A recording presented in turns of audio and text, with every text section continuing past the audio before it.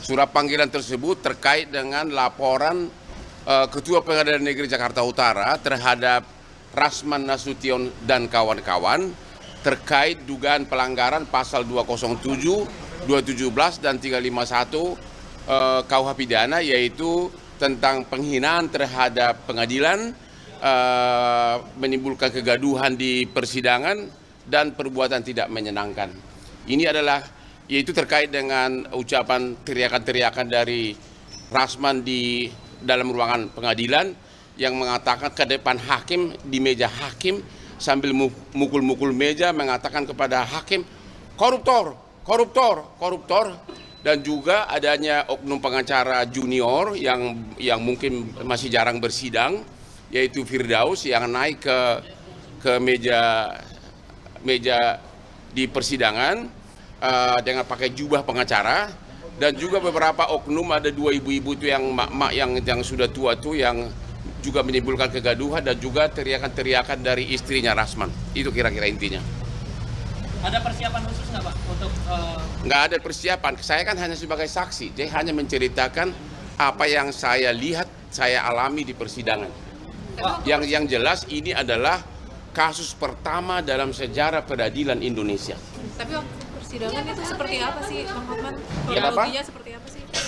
Kronologinya kan Anda sudah lihat begitu. Kan intinya begini, kan si Rasman menuduh sampai 11 kali posting di Instagramnya mengatakan saya itu penjahat seks, saya itu kelainan seks.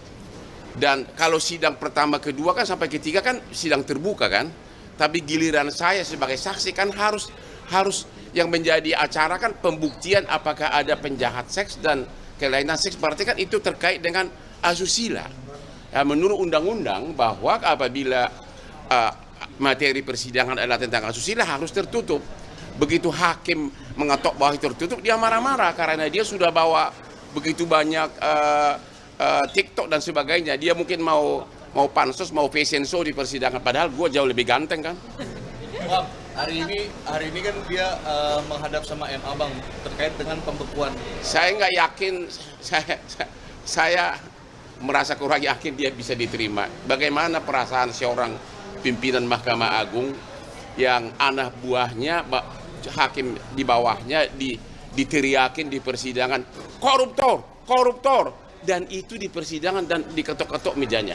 Jadi dia sudah sadar bahwa sudah berakhir karir dia, karena ada dua hal yang paling penting. Selama itu masih dibekukan, maka semua surat kuasa maupun pembelaan dari Rasman dan Firdaus yang dibuat sejak tanggal pembekuan kepada klien manapun batal demi hukum karena dibuat oleh orang yang tidak berwenang.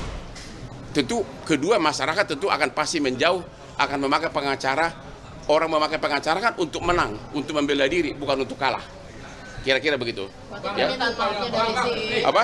Permintaan maaf dari Rasman itu nggak mengganggu itu ya? Apa? Permintaan maaf dari MA, permintaan maaf dari Rasman tidak mengurangi. Bagaimana bisa permintaan maaf marwah pengadilan sudah begitu dihina begitu? Ya biarkanlah proses hukum berjalan. Jadi Rasman akan menghadapi tiga hal. Satu, sebagai terdakwa atas laporan yang saya buat, ya.